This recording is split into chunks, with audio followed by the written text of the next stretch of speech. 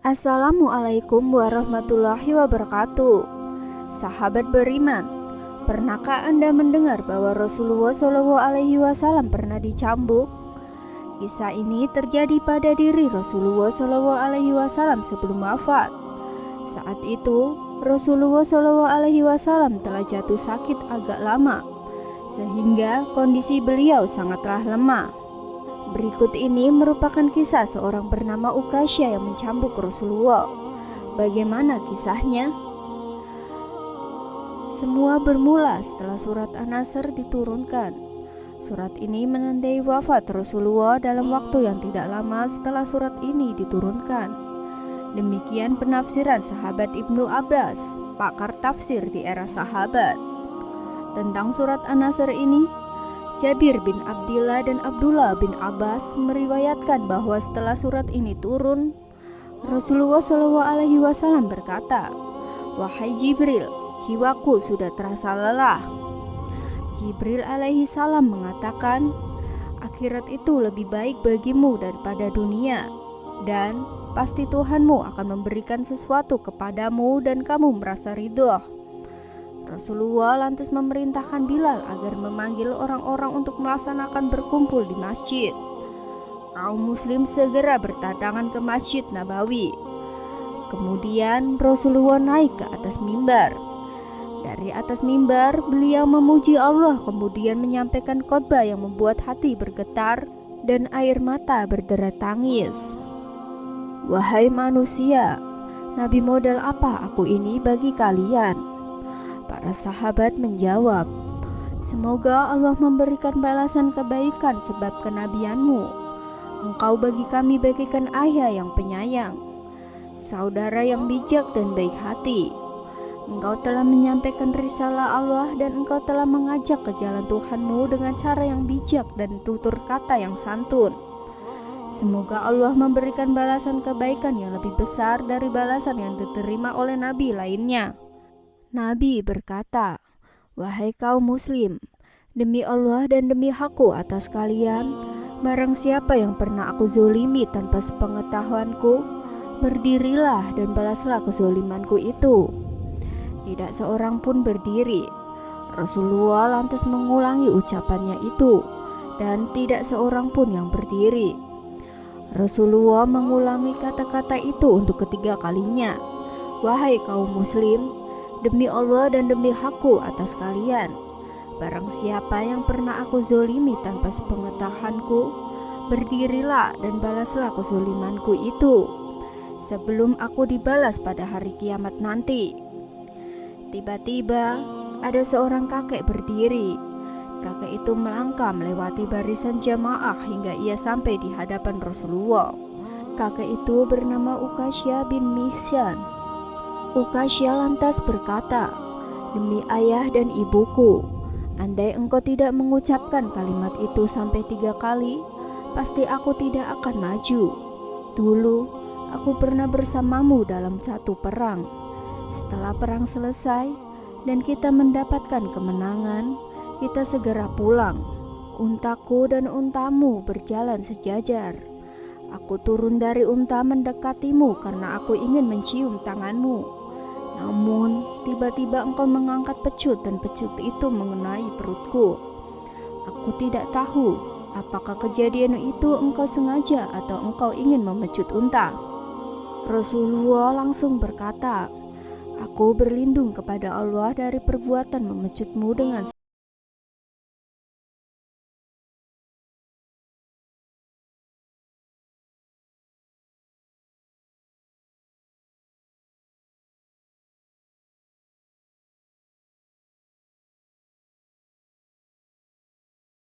ini utusan Allah meminta dirinya untuk dikisas atau dibalas." Sampai di rumah Fatimah, Bilal mengetuk pintu dan berkata, "Wahai putri Rasulullah, ambilkan pecut yang tergantung itu, serahkan kepadaku." Fatimah bertanya, "Wahai Bilal, apa yang akan dilakukan ayahku dengan pecut ini? Bukankah hari ini adalah hari haji, bukan hari perang?" Bilal menjawab, "Wahai Fatimah, Kamu pasti tahu akhlak ayahmu. Beliau menitipkan satu agama. Beliau akan meninggalkan dunia ini, dan beliau memberikan kesempatan pada siapapun untuk membalas kesalahannya. Fatimah lantas berkata, "Wahai Bilal, siapa orang yang tega menuntut balas dendam dari Rasulullah? Katakanlah kepada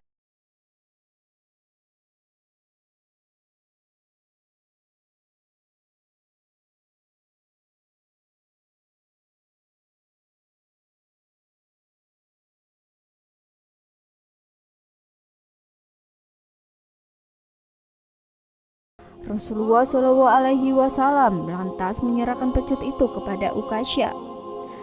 Abu Bakar dan Umar segera berdiri dan berkata kepada Uqasyah, "Wahai Uqasyah, balaslah kepada kami berdua. Kami ada di hadapanmu. Jangan engkau balas Rasulullah." Rasulullah berkata kepada Abu Bakar dan Umar, "Diamlah kalian berdua, wahai Abu Bakar dan Umar.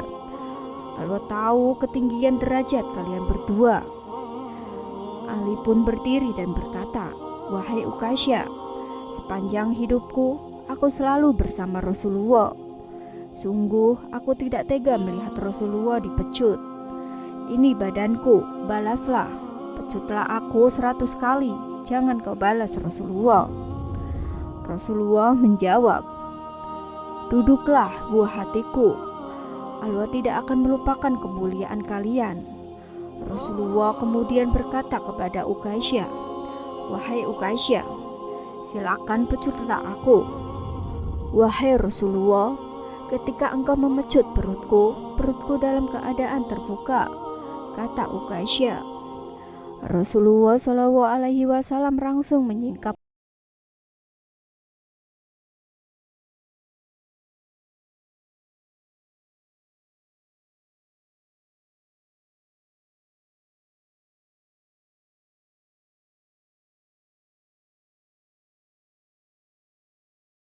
lantas melihat perut Rasulullah, dan dia tidak kuasa menahan diri. Langsung merangsek tubuh Rasulullah SAW dan menciumi perutnya. "Demi ayah dan ibuku, siapa orang yang tega melakukan pembalasan kepadamu, wahai Rasulullah?" ujar Uqasyah.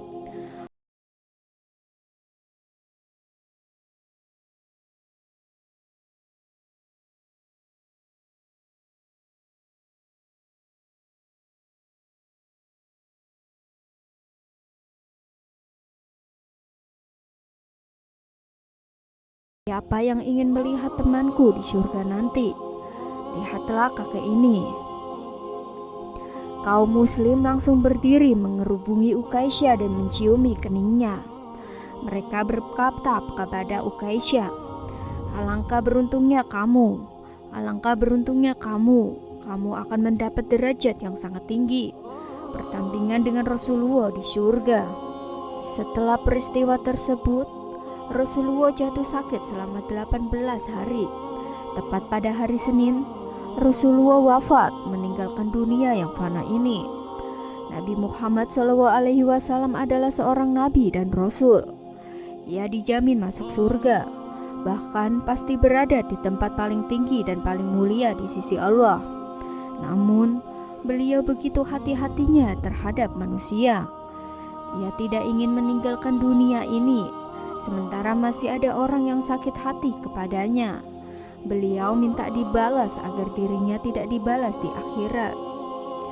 Fitnah, dusta, caci maki dan kezoliman lainnya yang disebarkan akan menjadi tanggung jawab penyebarnya di akhirat nanti.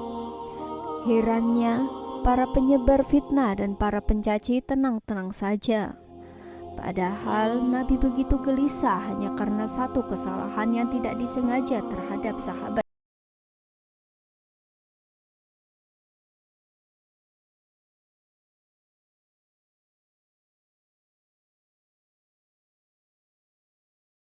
Kesalahan kita terhadap sesama manusia, terutama terhadap sesama muslim, segerakan meminta maaf, karena ketika seorang hamba mempunyai dosa kepada Allah, maka orang tersebut harus bertaubat.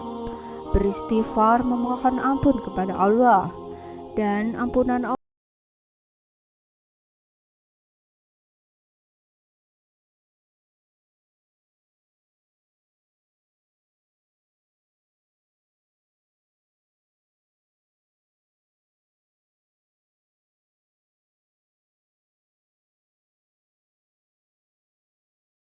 pada orang yang telah dizolimi.